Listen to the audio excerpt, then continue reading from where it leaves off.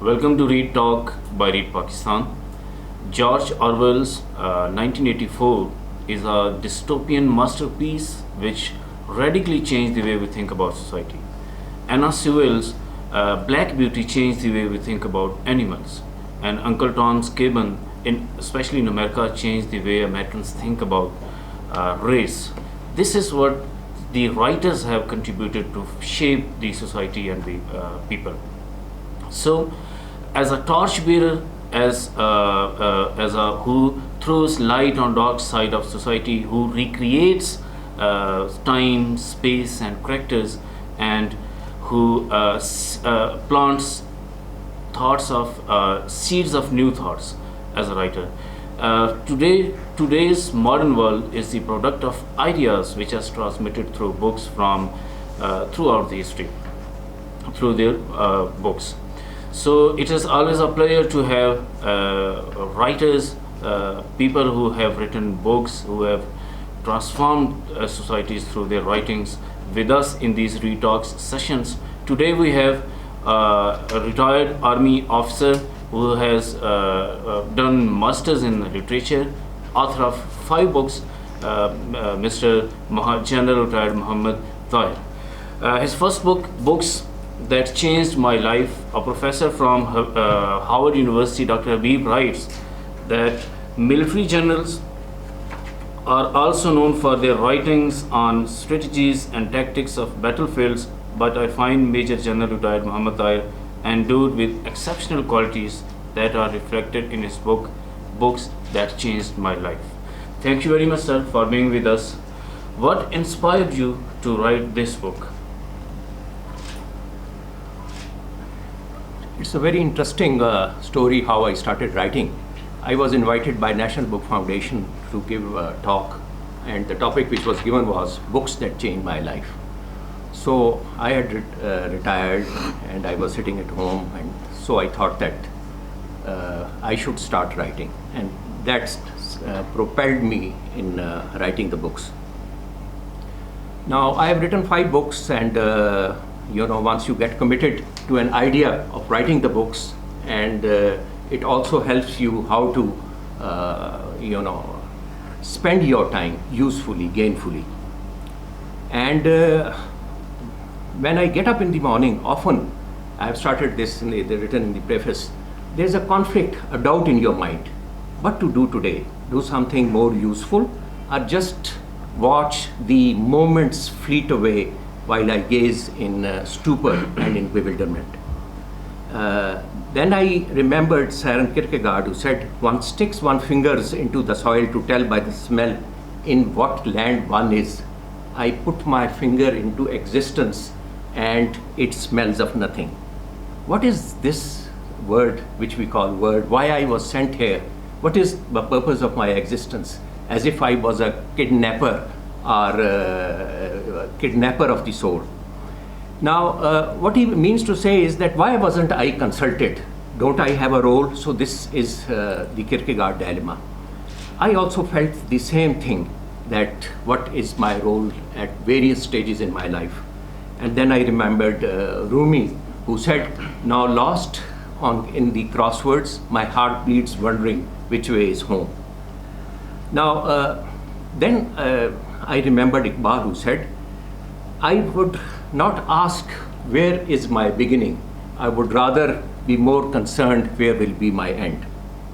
So after seeing this, I now get out of my house and see there's a beautiful world which is outside, and see myself roaming around in a forest, and there I hear the cuckoo birds singing, the melodious sound spreading music and tranquility all around.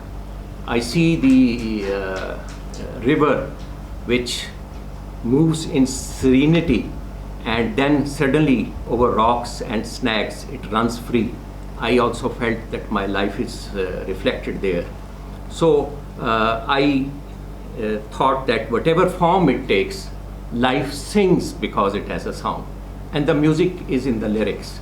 So you must, as long as you are living, you must spend your life gainfully.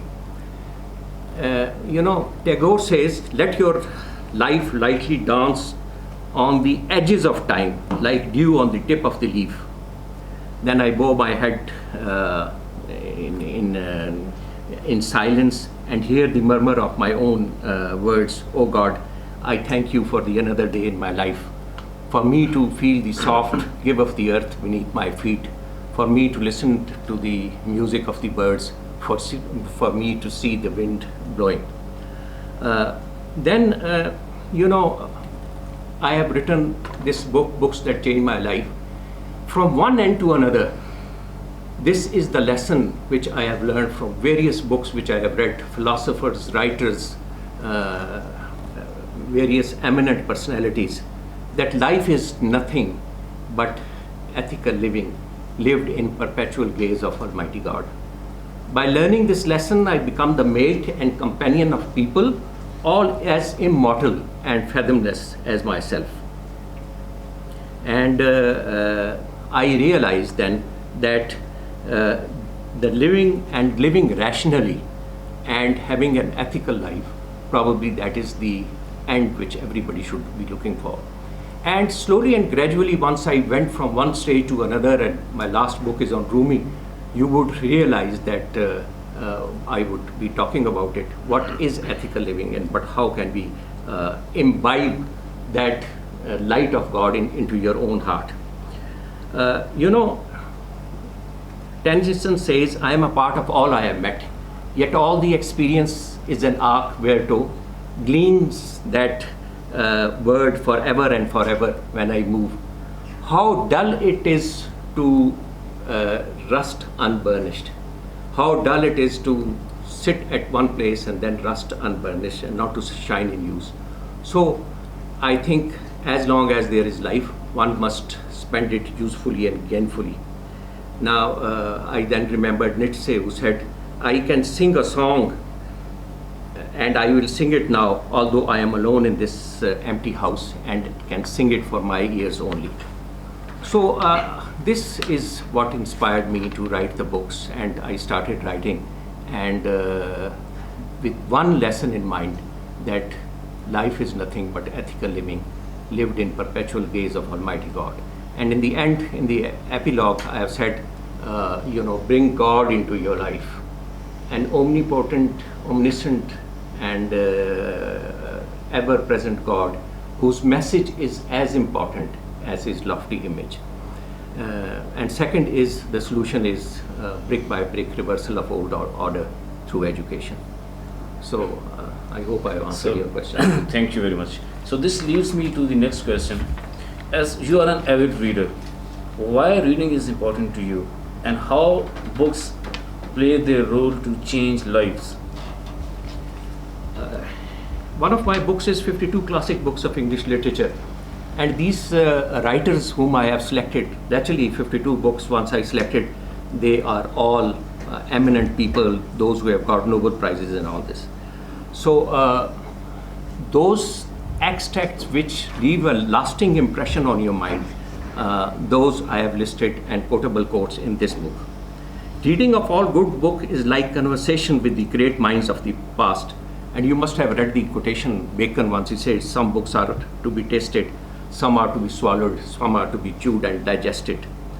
Do these books reflect my yearnings, my earnest desires, my dreams, my aspirations, and even my fears? Yes, they do. They have stayed in my life long after and changed my thoughts and ideas and the color of my mind. Walt Whitman says, I am the mate and companion of people, all as immortal and fathomless as myself. In my mind echoes the suggestiveness of word heard in dreams, of words spoken in nightmares. Albert Schweitzer says, sometimes over the years your light goes out, but it is blown into flame by an encounter with another human being. Each of us owes the deepest thanks to those who have rekindled this light. And this light is rekindled once you read various books, and we owe our greatest thanks.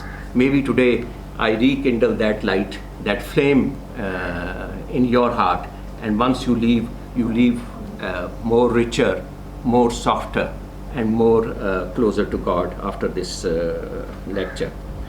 But I have I erred or faltered in life? Now I'm asking myself, yes, time and again, and often viciously. However, as Gandhi says, I claim to be a simple individual liable to err like many other fellow mortals. I am, however, I have the humility that I confess my errors and retrace my steps. Have I changed for the better after reading the books? Yes, I have. In various incidents of my life, there are things which I take inspirations from the various authors, because each author has its own philosophy, and these messages which are given loud and clear. Like for instance, Tess, once she is coming, she has got nothing, she has been violated and she has been taken advantage of. And she comes to a place, and the first thing which she sees a banner written, "Thy damnation slumbereth not." So I think if you do something wrong, thy damnation slumbereth not. Alan Bennett says, the best moments in reading are when you come across something, a feeling, a way of looking at things, which you had thought special and particular to you, and now here it is, set down by someone else, a person you have never met, someone who is long even dead, and it is as if a hand has come and has taken yours. Andy Anderson says that every single thing you do matters in life.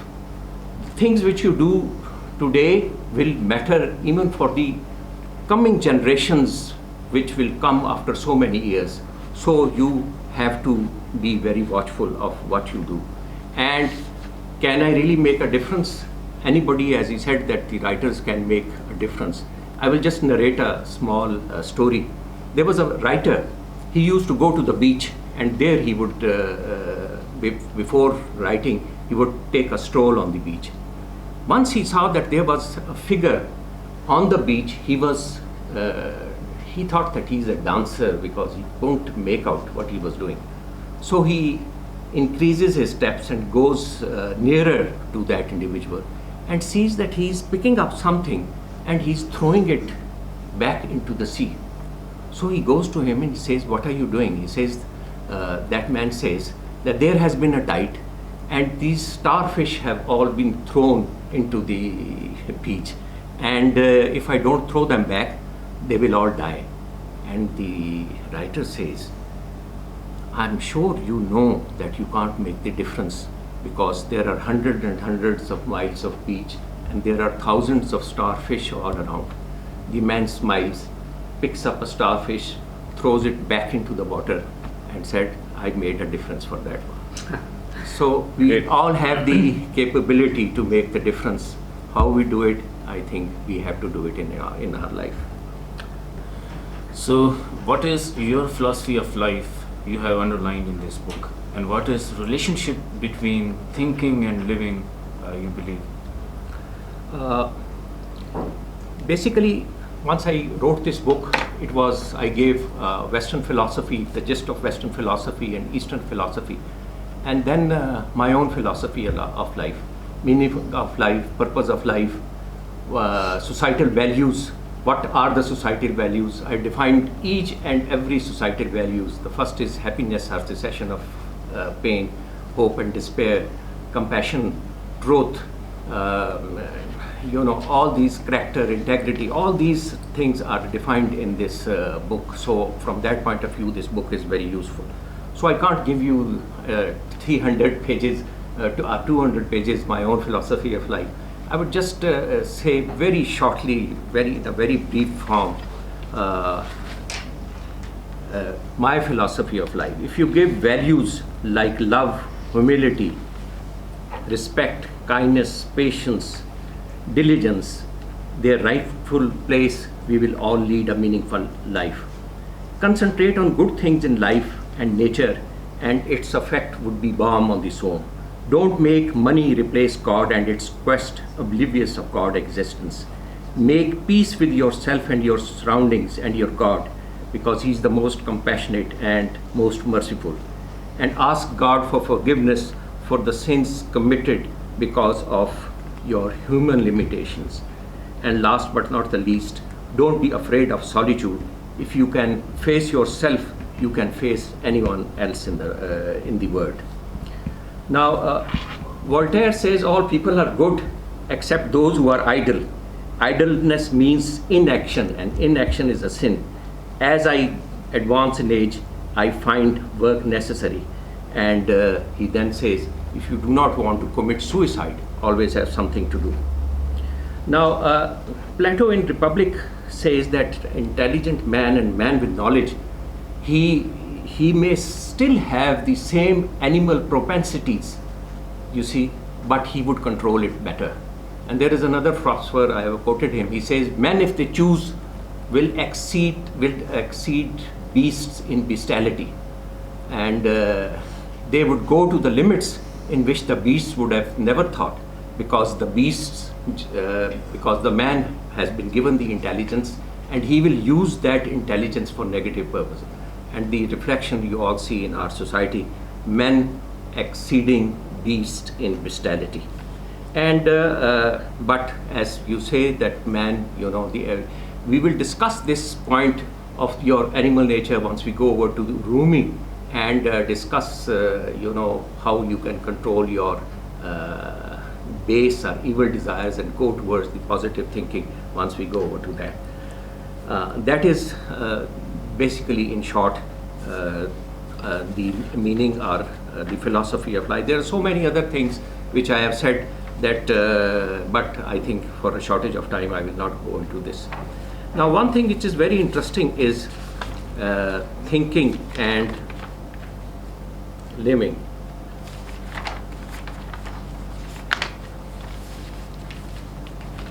You must have heard Descartes, except for one's own thought, there is nothing absolutely in our power, hence the imperative to think rationally. And he said, I think, therefore I am. It's a very, very important thing which you must have heard. And he said that we should be conscious of our imperfections and try to go towards the perfect being, and that is God. So he says, I think, therefore I am. Jean-Paul Sartre, the father of existentialism, he says, I am, therefore I think. So he says that man first of all exists, then he tries to go towards excellence, and he then strives to go upwards. I am, therefore I exist. I am, therefore I think, and existence precedes essence.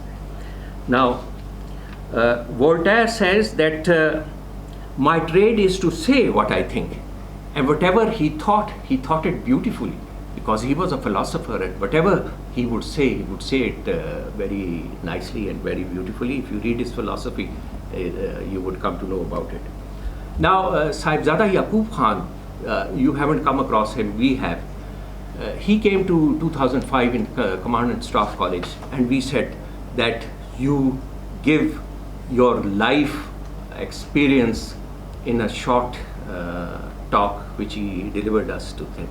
And he said, if I have to give you what I learned in my 40 to 45 years, he was ambassador, he was a foreign minister, he was an intellectual. I think he knew 7 languages because he fought in the Second World War and he became captive. He was an amazing man, and he said, I learned to think.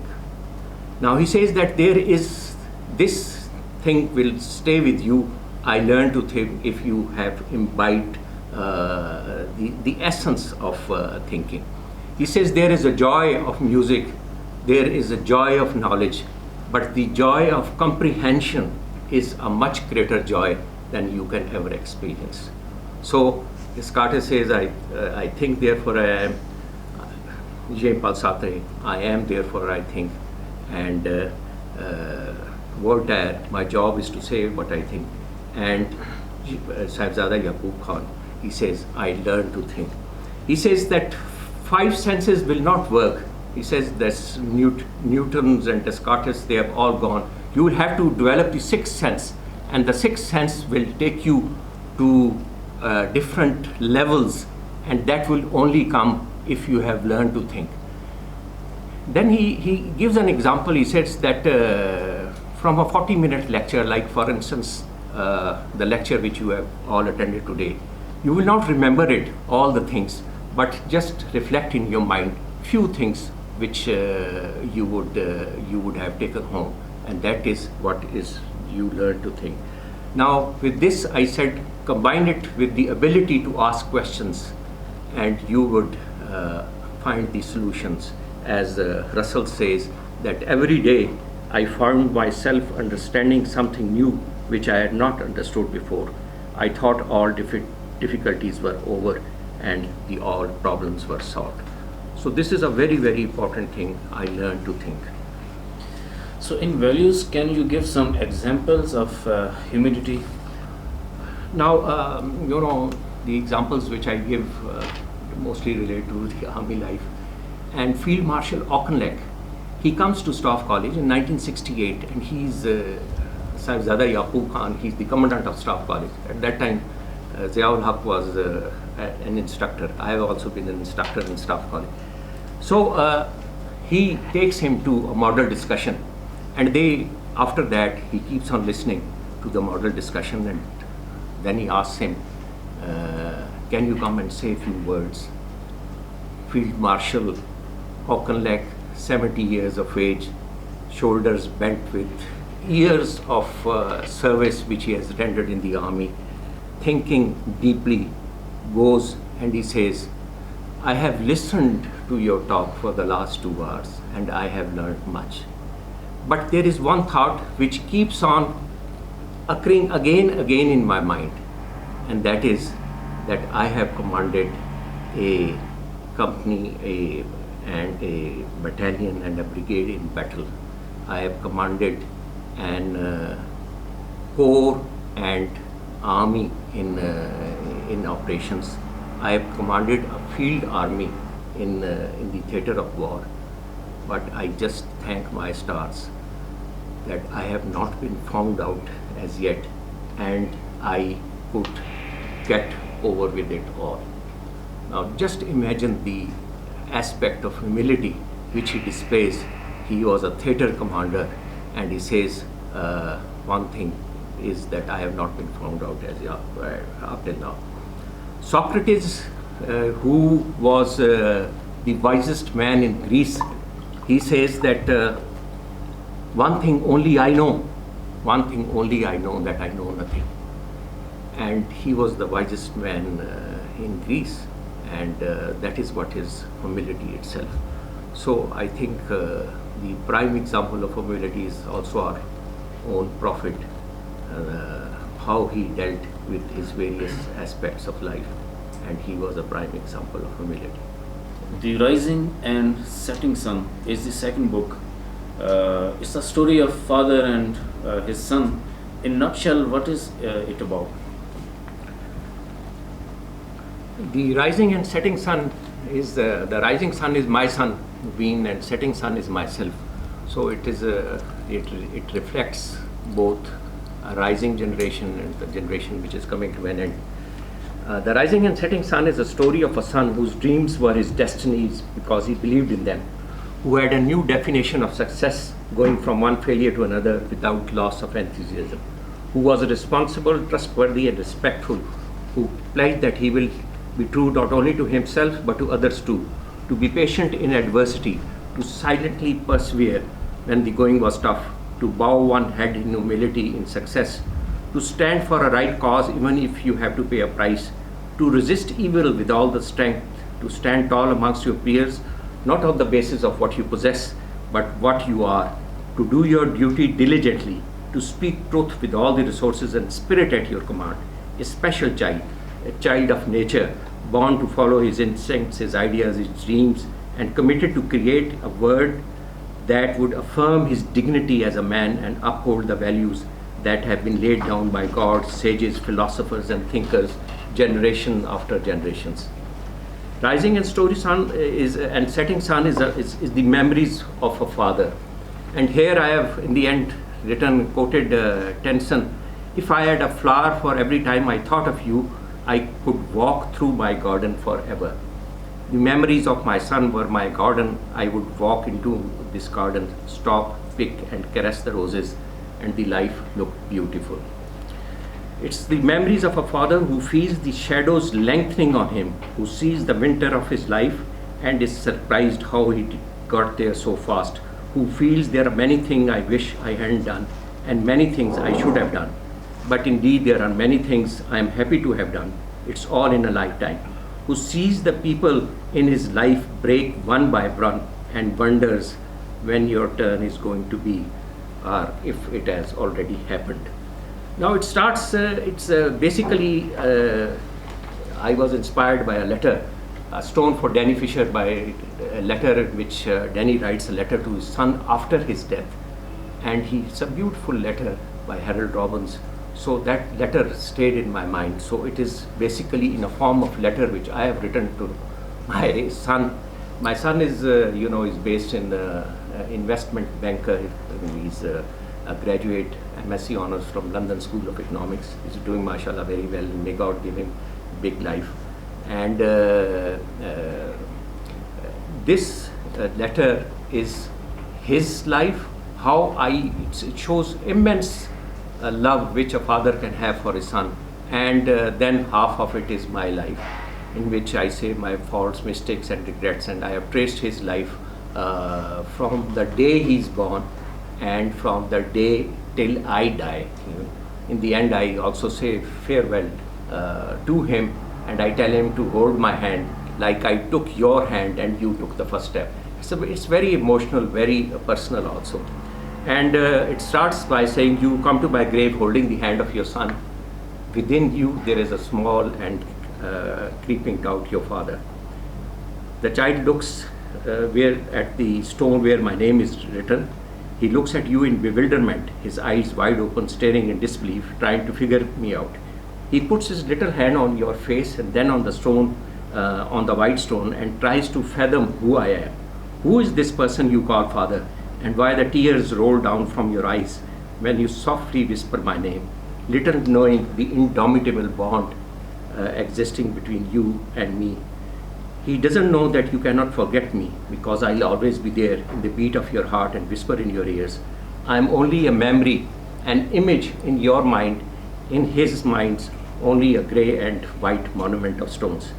And then I tell him that I know the moment you come in, because I have all my life, I've waited for you, to my heart beating in anticipation, eyes longing to see your face, and so I can smell your fragrance from the trees and the flowers.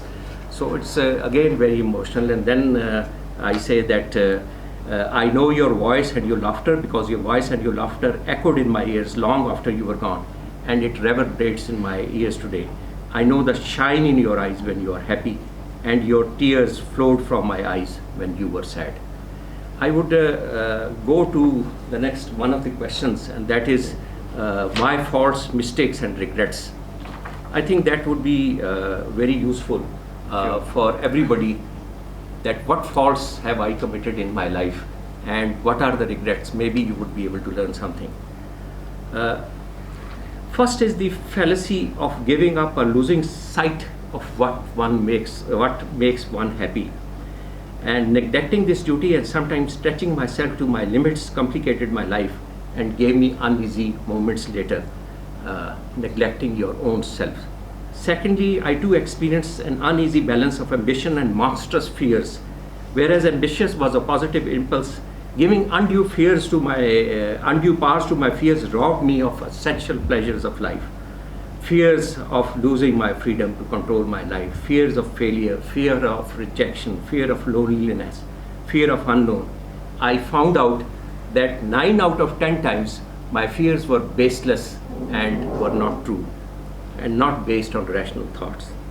Third, being self-opinionated and believing that I was right most of the time. Over the years, it dawned upon me that I was as ordinary a mortal as everybody else, and I am also liable to commit mistake. I should accept the fact that I can lose an argument and I may agree to disagree, and that no one has shouted his way out of an argument. Fourth, I always wanted to win at everything since I was a child, and it hasn't changed. I still hate losing, only I am a little more gracious to myself when I lose. and I realize that when I fail, life, that is also, setbacks are part of life, and I should accept them willingly. Fifth, not facing realities and postponing unpleasant decisions. I realize that an ostrich-like approach is not good in life. You must face your challenges head on and face the life boldly and bluntly. Sixth, neglecting relationship, the one which play a major role in my life. And I have written, what I would have done if I had one more life. Now this Gabriel Garcia has written this letter in the form of a letter. If I had one more life, what would I have done? If I had one more life, I would have embraced my family, my children, my friends, and tell them that I love them, and not assume that they would know it already. So these are important lessons which should one learn. And Mitch Elbon says that family is the most important thing which gives you strength in difficult times. And he says, love each other or perish. Seventh, not managing my anger properly and letting myself go and then regretting afterwards. Buddha says it is just like holding a coal in your hand with the thought of throwing it to someone else, but in actual fact you are burning your own hand. So you must control yourself. Eighth, dreaming about a happy tomorrow while closing my eyes to the happiness that was there all about me. That is, again, we keep thinking of what is going to happen and forget all the niceties which are there and God has given us today. Ninth, not being at peace with my own self. And I realize many people don't need to fight with anyone else to win a war, or the battles are all within yourself. Maybe a lost opportunity, a thought of being slighted by a loved one, an unkind behavior by a boss, or even by a friend. Sometimes you even question God as if you didn't deserve these treatments. This self-worrying makes your life dull, drab, and dreary, with no fruitful outcome or purpose. I was also scared of failure, rejection, disease, poverty, and hardship. I was also scared of hidden demons of my soul and shivered in the darkness when shadows lengthened over me. The anxiety of living gave me fears, and life disappointments drove me to solitude. The thought that I was designed to decay and decline constantly also enveloped me more in the twilight years of my life. I know that most people in the world have enjoyed an existence of unruffled privilege and contentment, so accepted the life blues with grace, embraced the chain with open spirit, and went merrily along. So many faults, so many weaknesses I had in me all. And then there is a very good quote from Marilyn Monroe. She says, "I am selfish, impatient, and a little insecure. I make mistakes. I am out of control and at times hard to handle. But if you can't handle me at my worst, then you sure as hell don't deserve me at my best." So I think everybody, as you say, that there is behind every light there is a shadow, and that shadow is the shadow of your own self. So every man has a good side and also a dark side, and if he is able to see that dark side, he would understand and control it better. So, sir, this book is kind of a letter, a father's letter to his son, in which you write that the high road is always a happy road. What does it mean?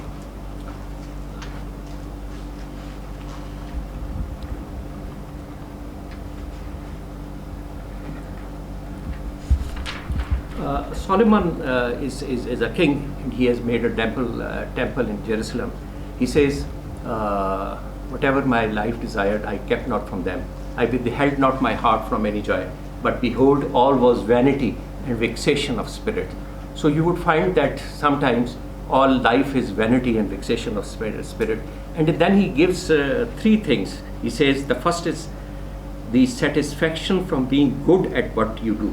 There is nothing better, he says, than the man should rejoice in his work. That whatever you do, you are happy in what you are doing. Second, he says that is being trusted, that you should be a trusted person. A good name, he says, is better than the precious oil. Now, Shakespeare, very famous lines from one of his plays, Iago. He says, "Good name in men and women, my lord, is the most worthy possession of my soul. He who steals money steals trash. It is something, nothing, it was mine, it was his. He who robs me of my fair name, and robs me of a thing which does not enrich him, but leaves me poorer indeed." So good name is very important, and we must guard it zealously.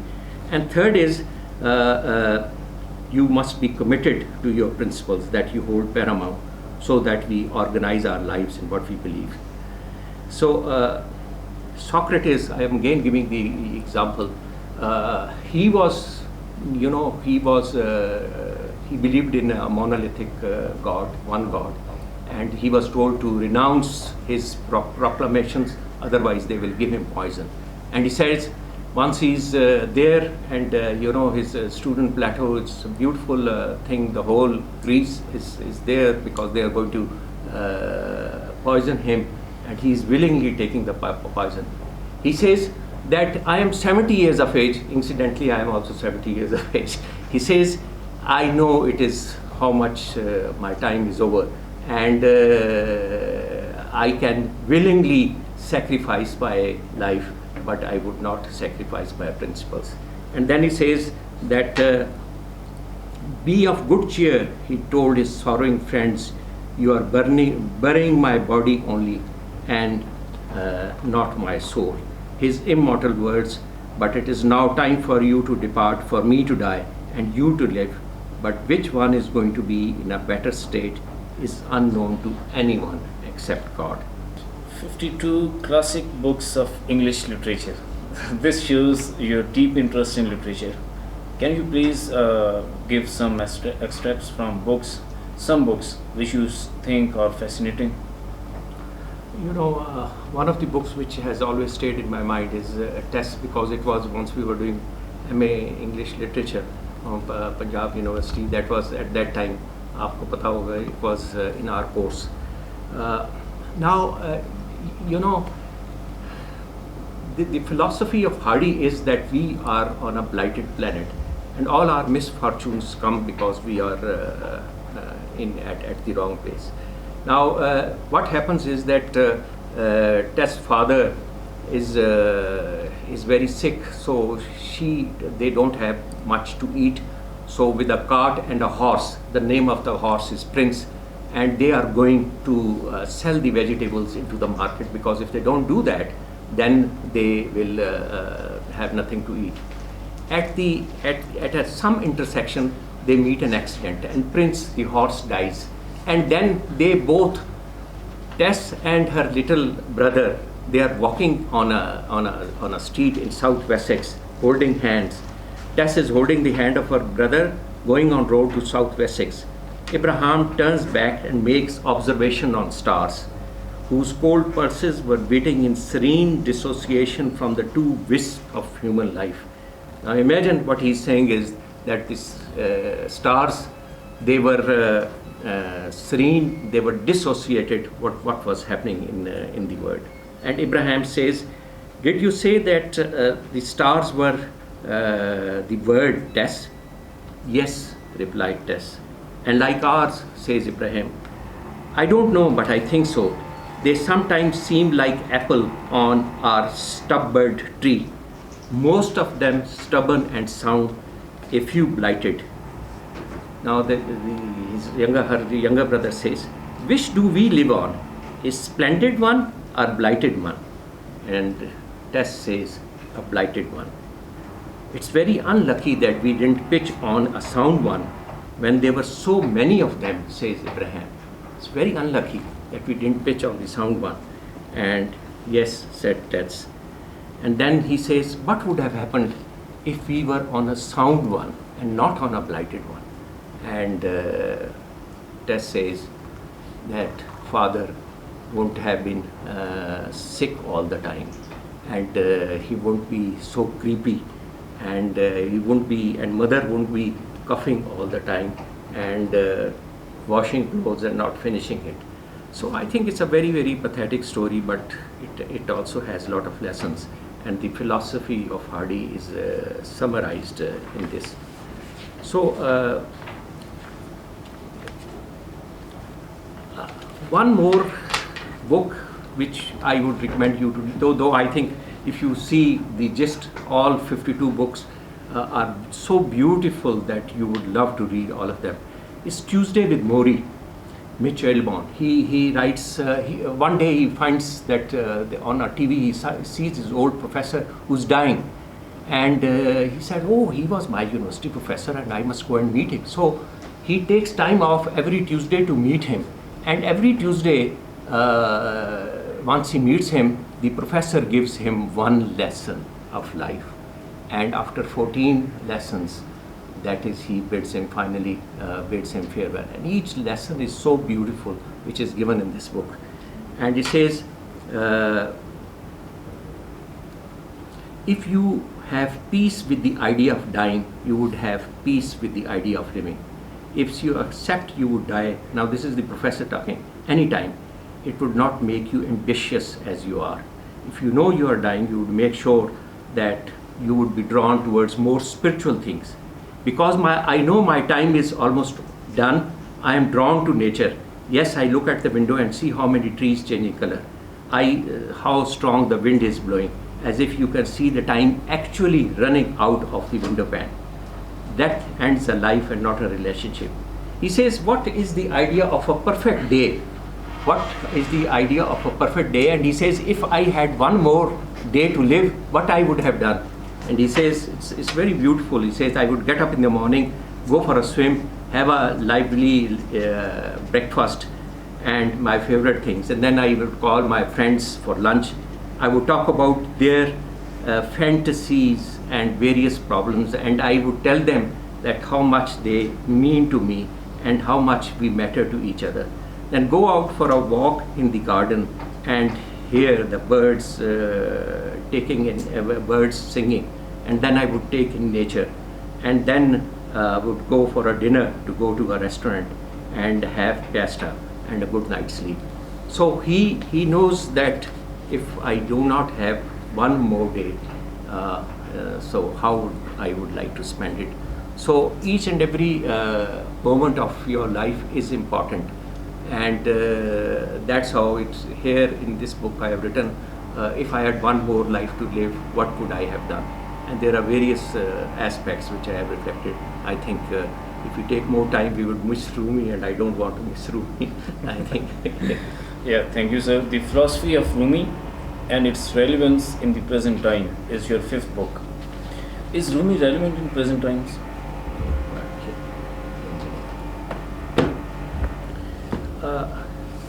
Now, what has actually happened, and in the present day, and you would be knowing it, that there is turmoil all over. The wars are rampant in the all four corners of the globe. The rise of fundamentalism, be it Christian, Jewish, Islamic and Hindu fundamentalism, because of religion, caste, color or creed, has created divisions, fissures and strife, and its manifestations are visible all over the world, in Middle East, in South Asia, even in Europe. So you can see that there is a strife which is everywhere.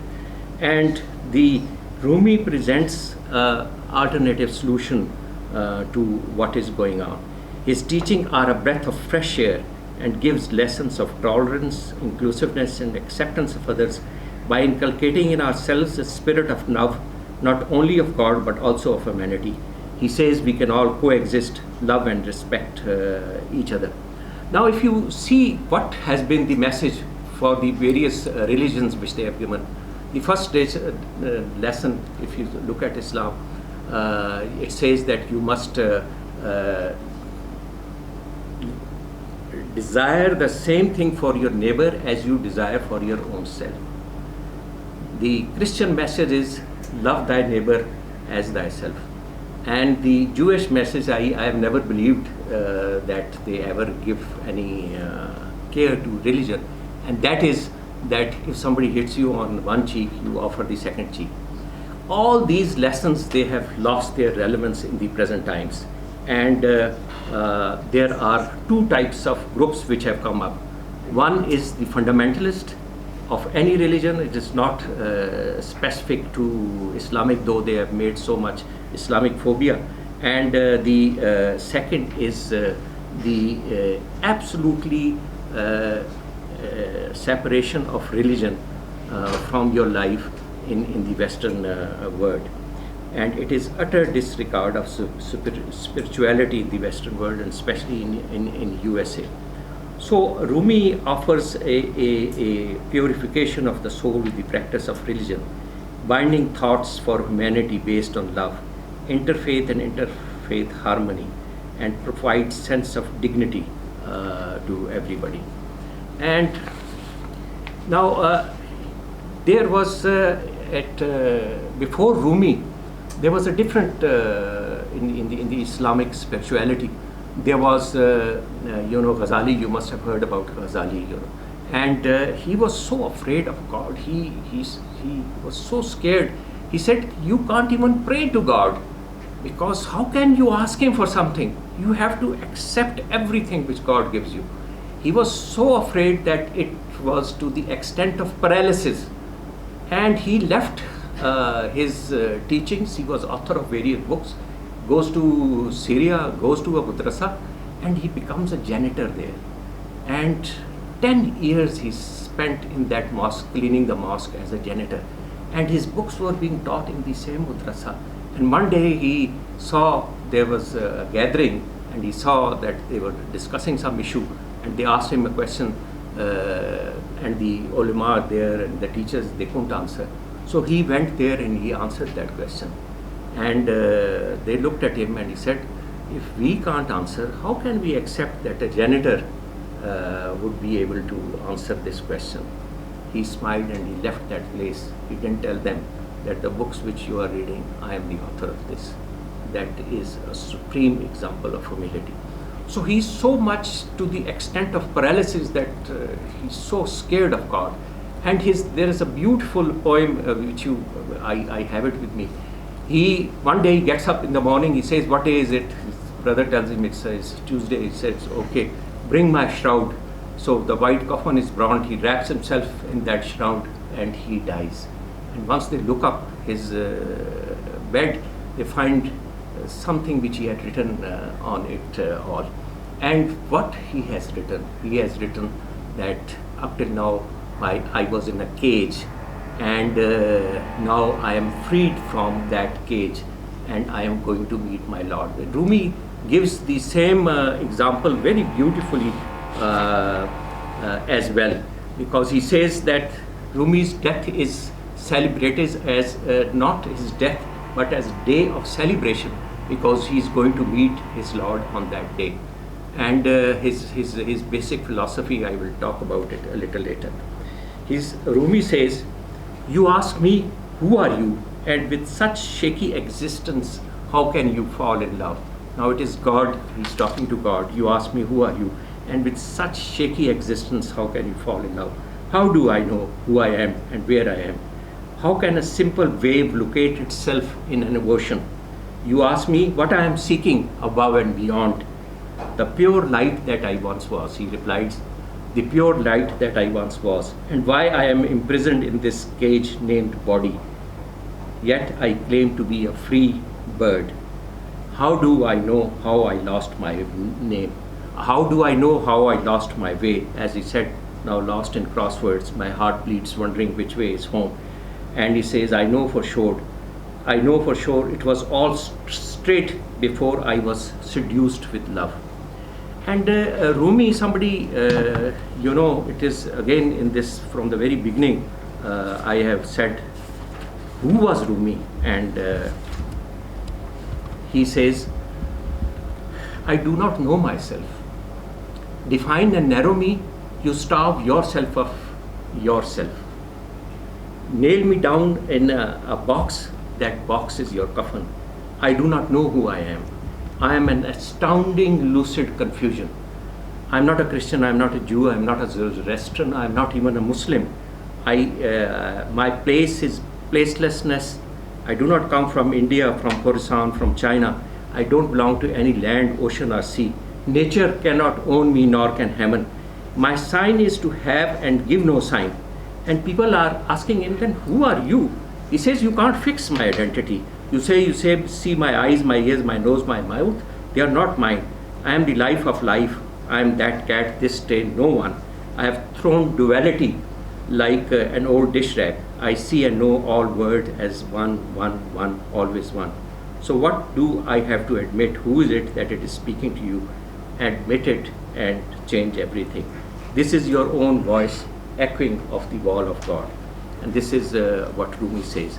So his philosophy is very deep. He says that basically he says that, have you ever heard the reed? The reed is वो बांसुरी नहीं होती. So it gives a very plaintive, sorrowful sound. And Rumi gives the example of a reed. He says, reed says that ever since I was separated from the reed bed, from the bed of the sea, that's how I am in a state of separation, and I am in a state of mourning. And he says that I asked, what is it that makes you mourn? He says that I was cut with sorrowful lips.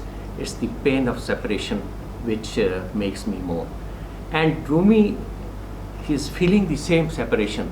He says that once you are in this world, you will continue to feel that pain and separation until and unless you go back to that source, and that source is God, and you feel God into your own heart.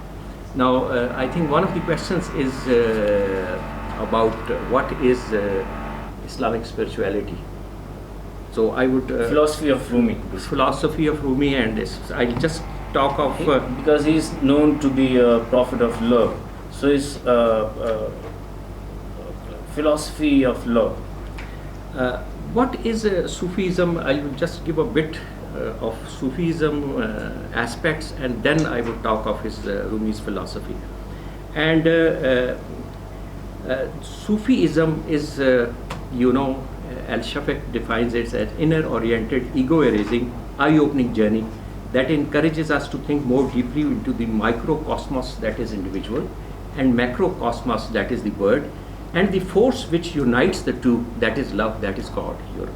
And that is what. Now, what is he trying to do, and how do we get to that level? It is the nafs which should be, once you, all the animal desires which are there in the nafs, and you are able to control it, then you will be, your soul will become apparent and clean, and you would see the beauty of God. Now, this thing is called presence, and you start feeling God inside your own self. Now, the Islamic teachers, they say that everybody in our life longs for a relationship, and that relationship is to another being. It's not, not really meaning that it is God. It is to another being, and we try and strive for that relationship. But if you see that person inside your own heart, that is the relationship which would be enduring. So that comprehensive awareness, presence, it is, what is presence? It is comprehensive awareness of God inside your own heart. And this comprehensive awareness, you can even call it mindfulness. Mindfulness, you are taking a glass of water mindfully, so you are doing this thing mindfully. Similarly, all the things which you are doing in the back of your mind, there is something, and that presence is always there. That is mindfulness. And once you go a step further, that is known as heartfulness. Once you actually evoke God and invoke His blessings inside your own self. I would very shortly give you these 7 stages of spirituality, very, very shortly. You must have heard of Vajd. Vajd is ecstasy, and Vajid is seeking, and Wujud is being. So once you seek and get to the Wujud, that is Vajd, and that is ecstasy. And you will feel ecstasy once you feel God inside your own heart. Now, the 7 stages are: First is the compulsive self. Compulsive self, your animal desires are all have overtaken you. You're living in a prison. It's the hell state. And most of us are, I think, living in this compulsive state and a hell state in which it's the lowest level, and it is compulsions, addictions, and fears. And it's a form of slavery, and it's where you dwell in your own fears and compulsions. You get up in the morning, you're told, like I was told that one of my colleagues has died, so maybe I was thinking that, when is my turn going to be? So you are always in that state of mind that you live in that state, which is a compulsive self. The second is the blaming self, and in that you start having an idea that there is something wrong with me and I need to correct it, and your conscience is now getting stronger. The third stage is inspired self, and it is salvation. So you start doing more and more good things in your life, and try, and the animal propensities are degraded, and you get into the higher side of life, and this negative and positive, they are now getting into the balance, and that is salvation or inspired self. You still don't feel the presence. The presence, you will feel God at the fourth stage, and the fourth stage is the presence or contented self. And basically, Rumi quotes God, and he says, "Indeed, in the presence of God, in the remembrance of God, the hearts find tranquility." Indeed, in the remembrance of God, the hearts find tranquility. And God says in Quran, "I will show you my signs at three places." The first place is scriptures. The second place is nature, and it is also known as existentialist heavens. And the third place is inside your own heart. If you find God inside your own heart, that I'm quoting Quran in this. So the fourth stage is when you start feeling that presence, and you feel that divine, and you have linked up your individual presence with the infinite presence, and you have established that link, so that mindfulness, heartfulness has come in. The fifth stage is you can establish intimacy with God. And how do you establish? It is not union. You can't say that, nobody, the Islamic spiritualists, they never say that we have achieved union with God, but you developed intimacy with God. And whatever is given to you, you accept it with grace and pleasure. And whatever is denied to you, you accept it with grace and pleasure. So the stages, first stage is, initially the compulsive stage is just like a block of ice you're hitting, that block of ice. The second stage is that block of ice starts melting. The third stage is the water vapors, which you started vapor, just like water, it flows. And the fourth stage is the vapors. So at the fourth stage, you would start feeling the presence. And this is known as nirvana. And that is one of the very highest stages. The biggest journey which you can have is in between fourth and fifth stage. And finally, the self-pleasing to God and complete human being. He gives an example, Sultan Mahmud of Ghazna, he takes a cucumber, cuts it into two pieces, give it to Ayaz, his loyal servant, and he tastes it, and he doesn't say anything. And then the Sultan takes it, and once he takes it, he says, "This is a piece of chalk. How the hell can you eat it like this? Why didn't you tell me this? And it is so bitter." And Ayaz replied, "My beloved Sultan, I have enjoyed so many favors and bounties from your hand that whatever you give me tastes sweet." So this is, we have enjoyed so many bounties from God that even if there are some troubles, that should taste sweet. That is that at that stage. So I would not talk of sixth and seventh stage. The seventh stage is the final stage in which all the excellences, the 99 names of God, they are human excellences. You try and see it within your own self. If there is compassion is required, compassion is given. If grace is required, grace is given. If you have to show mercy, you will show mercy. That all the things which are basically of, whether they are 99 or 99,000 names of God, that infinite qualities start manifesting in that self. And nobody has reached that stage. In this book I have said, I have quoted Catherine Sharp. She says, sometimes in your life you will go on a journey. It is the longest journey you have ever undertaken. It is the journey to know yourself. I know the journey for me has started. Where it will end, I really don't know. Which stage I have reached, I really don't know.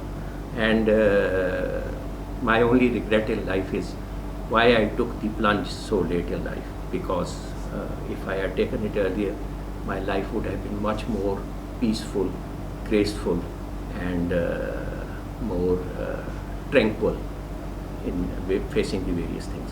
Now, Rumi's philosophy, there are so many things about Rumi. Rumi gives an example of onion. He says that what divine love is. He says, love is like onion. It's multi-layered. The innermost layer is love of our own self. The innermost layer, love of our own self. The second layer is love of family members. The third layer is love of neighbors, community, and one own nation. And some people feel even the greater love and all love all human beings, and that is humanity. Yet another layer is love all creatures and nature. Combine it all together and it is divine love. Unfortunately, most of us are, we don't come out of the first and second layer. Love for your own self, love of your family, and we forget all the rest of the things. And Rumi gives an example beautiful. He says that religion is just like, if you see water streams that flow from the mountains, they have one source and they get into various streams. Some flows into the plains, some flows into the rocks, and some goes somewhere else. But ultimately, it is one source, and that is God. So basically, he says that if I go to a church or a mosque or a synagogue, there is only one altar. And then he gives an example. Haven't you seen a moth going and burning himself, whether it is a church or it is a mosque or it is a synagogue? He just goes and burns himself. And Rumi gives example of 3 candles and three candles, and he gives an example that there's a butterfly and 3 candles. The first one goes and sees a candle burning and says, I know I can see love. The second one goes closer and feels the heat of that burning candle on her wings and says, I know I know fire can burn and love can burn. The third one goes and burns itself, jumps into that flame and is consumed there. And Rumi says that third one is the near person, is the real person who would understand what is love. And this is reflected in so many things.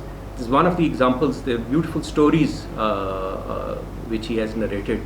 And in one, he says that God calls everybody, he's quoting a Sufi mystic, Farhuddin Attar, and he calls everybody and says, which amongst you wants to be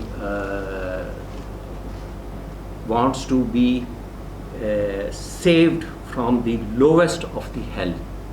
And all the people are there, and 90% of the people, they raise their hands and said, granted.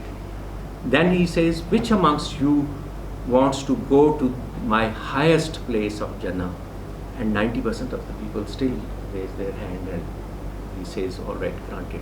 And there are very few people left who are still sitting there. And this time the God voice comes thundering and says, I offered you the highest place of Jannah. I offered you to be saved from the lowest of the hell. What do you want now? And those people say, We did not come here to be saved from hell. We did not come here in the search of Jannah. We came for you. And then God's voice comes in a whisper, and it says, in that case I am yours. So that is the extreme love of God which is reflected. And Rabia Basri says, if I worship you for the pleasure of Jannah, then deny me that Jannah. If I worship you for the fear of hell, then burn me in hell. But if I worship you for your own sake, then please do not deny me the beauty of your face. So this is what Rumi is all about. And Rumi, he is very impersonal. Once he says, he takes God and says you, and it's a beautiful poem which he says, God becomes a human being in the sense that sometimes once you are going in search of God, then you become the lover. And when God searches you, then you become beloved. So that is another connotation which he says, and he makes that as a something concrete. And he says, should everything pass away, it couldn't happen without you. The heart of mine bears your imprint. It has nowhere else to turn. The eye of intellect, the ear of ecstasy is in your hand. Nothing happens without you. The soul is bubbling with you. The intellect bellows in rapture. Nothing happens without you. You, my grapevine and my intoxication, my rose garden and my springtime, my sleep and my repose. Nothing happens without you. You are my grandeur and glory. You are my possession and prosperity. You are my purest water. Nothing happens without you.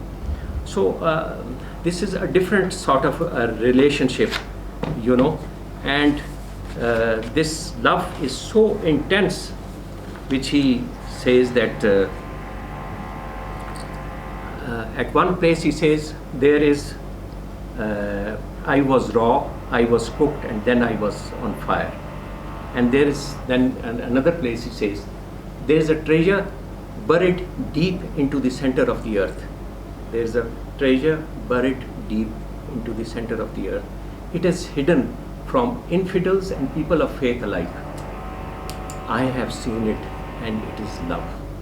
The ancient treasure of which the legends are made of is love. Having seen this, I tore off my garments and will not be clothed again till love is uncovered. He's talking of love of God, mind you. In a wonderful descriptive phrase reminiscent of how Nietzsche can startle his readers, Rumi says in Divan, I grabbed reason by ear and said, "O reason, get out. Today I am saved from you. O reason, take your hands off me. Today I have attained insanity and held on it." And then Rumi says, I was once like you, enlightened, rational, sober. Now I am thin, crazed, and mad with misery. No one is safe. Watch out. It's just beautiful. I was once like you, enlightened, rational, sober. Now I am thin, crazed, and mad with misery. No one is safe. Watch out. And in one of the places it said, "Oh God, I have discovered love. How marvelous, how good, how beautiful it is. My body is warm with the heat of this love. How sweet, how deep, how obvious it is. I offer my salutations to the stars, to the moon, to my brothers and sisters. I offer my salutations to the spirit of passion that aroused and excited this universe and all it contains. I have fallen unable to rise. What kind of trap is this? What chains have tied my hands and feet? It is so strange and so beautiful. The loving helplessness of mine. Be silent.